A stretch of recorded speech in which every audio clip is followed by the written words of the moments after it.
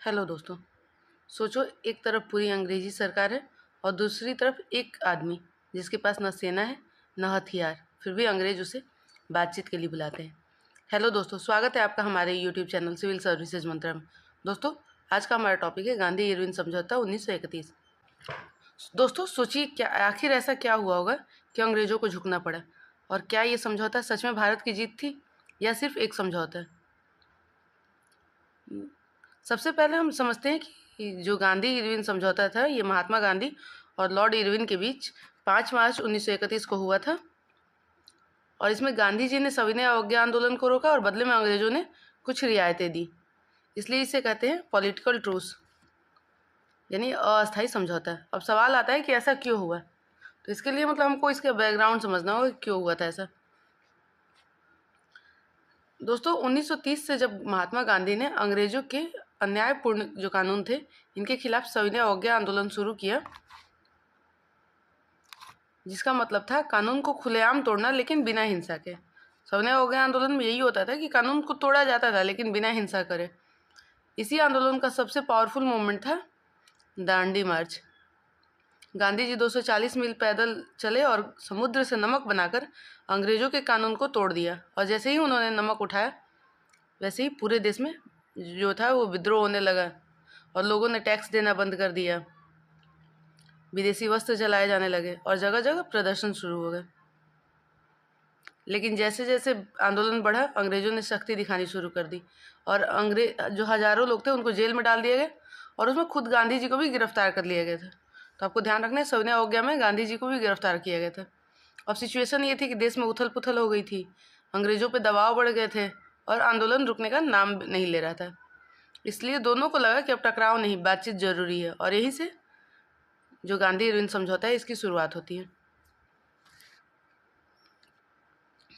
जब गांधी जी जेल से बाहर आए तब उन्होंने अंग्रेज़ों से बातचीत शुरू की, और दूसरी तरफ लॉर्ड इरविन भी चाहते थे कि हालात शांत हो जाए, इसलिए दोनों ने एक बीच का रास्ता निकालने की कोशिश की।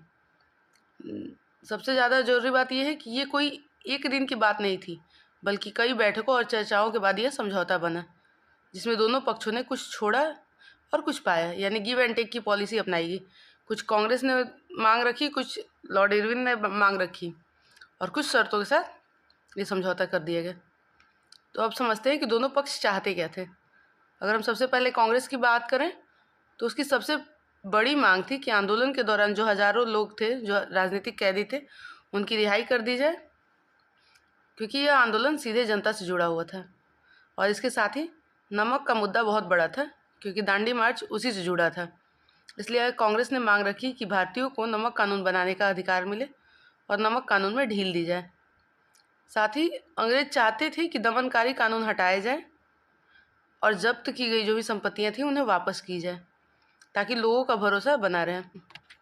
अब अगर अंग्रेज़ों की बात करें तो उन्होंने ये साफ कर दिया कि अगर ये सब चाहिए तो बदले में सविनय अवज्ञा आंदोलन को रोकना होगा, क्योंकि वो सविनय अवज्ञा आंदोलन से काफ़ी परेशान हो गए थे और उसे रोकने के लिए ही ये समझौता करने आए थे वो।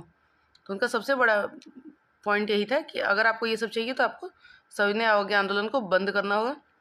और साथ ही साथ गांधी जी को द्वितीय गोलमेज सम्मेलन में बुलाया, ताकि भारत के भविष्य पर आगे की चर्चा की जा सके। क्योंकि जैसा कि हमने पिछले क्लास में देखा है, जिसमें हमने गोलमेज सम्मेलन की बात करी है, आप हमारे चैनल पर जाके देख सकते हैं, वीडियो प्रोवाइड है। उसमें दूसरे गोलमेज सम्मेलन में गांधी जी शामिल हुए थे और पहले और दूसरे में नहीं हुए थे। और इसका रीज़न यही था कि उन्होंने लॉर्ड इरविन का जो ये गांधी इरविन समझौता था, इसमें उन इरविन की ये शर्तें थी कि गांधी जी द्वितीय गोलमेज सम्मेलन में शामिल होंगे। अब जब समझौता हुआ तो कुछ बातें मान ली गई, जैसे कई राजनीतिक कैदी रिहा कर दिए गए, लोगों को समुद्र किनारे नमक बनाने की अनुमति भी मिल गई, लेकिन केवल घरेलू उपयोग के लिए, और कुछ सख्त कानूनों में ढील दे दी गई। लेकिन सारी मांगें नहीं मानी गई। नमक कर को पूरी तरह समाप्त नहीं किया गया, केवल घरेलू उपयोग हेतु समाप्त कर दिया गया।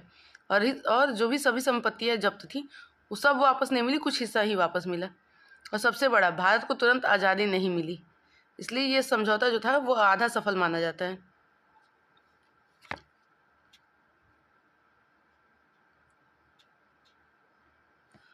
अब ये समझौता महत्वपूर्ण हो जाता है क्योंकि पहली बार अंग्रेजों ने गांधी जी को बराबरी में बैठाया था और अहिंसा की ताकत दुनिया के सामने पहली बार आई थी और आगे के कॉन्स्टिट्यूशनल रिफॉर्म्स का भी रास्ता खुल गया था। यानी ये एंड नहीं था बल्कि आगे की लड़ाई की शुरुआत थी। तो अगर गांधी जी आंदोलन जारी रखते तो और रिप्रेशन हो जाता, लेकिन समझौता करके उन्होंने लोगों को राहत दिलाई और अंग्रेजों के जो अंग्रेज थे उनको नेगोशिएशन टेबल पर ला दिया। इसलिए इसे कहते हैं स्ट्रैटेजिक मूव, यानी रणनीतिक कदम। तो अगर हम क्विक रिवीजन करें तो जो गांधी इरविन समझौता था वो 1931 में हुआ था और ये महात्मा गांधी और इरविन के बीच में हुआ था। और इससे ये हो गया कि आंदोलन जो सविनय अवज्ञा आंदोलन था इसे रोक दिया गया और जो कांग्रेस थी इसे कुछ रियायतें मिल गई। और अगर कहा जाए तो गांधी इरविन समझौता एक ऐसा ट्रूस था जिसने आंदोलन को रोककर कुछ अधिकार प्राप्त किए गए। दोस्तों, अगर आपको हमारा वीडियो अच्छा लगता हो तो वीडियो को लाइक करें, चैनल को सब्सक्राइब करें और ज़्यादा से ज़्यादा मात्रा में शेयर करें। और हमने ये जो भी टॉपिक उठाते हैं इस क्लास में, ये हम बीपीएससी के प्रीवियस ईयर क्वेश्चन से उठाते हैं, जिसमें ये गांधी इरविन समझौता भी एक बहुत ही इंपॉर्टेंट मतलब प्रीवियस ईयर क्वेश्चन है। हर साल इससे क्वेश्चन आते हैं, तो आप इसको अच्छे से डिटेल में देखें और अगर कुछ भी डाउट लगे तो आप हमें कमेंट करें, हम आपके कमेंट का जवाब देंगे। और अगर आपको ये हमारे क्लास का PDF चाहिए तो PDF हमारे टेलीग्राम चैनल पर मिलेगा और टेलीग्राम चैनल का लिंक हमारे डिस्क्रिप्शन बॉक्स में मिलेगा। साथ ही साथ आपको हमारे फेसबुक पेज और इंस्टाग्राम पेज का भी लिंक हमारे डिस्क्रिप्शन बॉक्स में मिलेगा, जहाँ से जुड़ के आप हमारे साथ जुड़ सकते हैं। मिलते हैं आपके साथ अगले वीडियो में, तब तक के लिए धन्यवाद। शुभ रात्रि।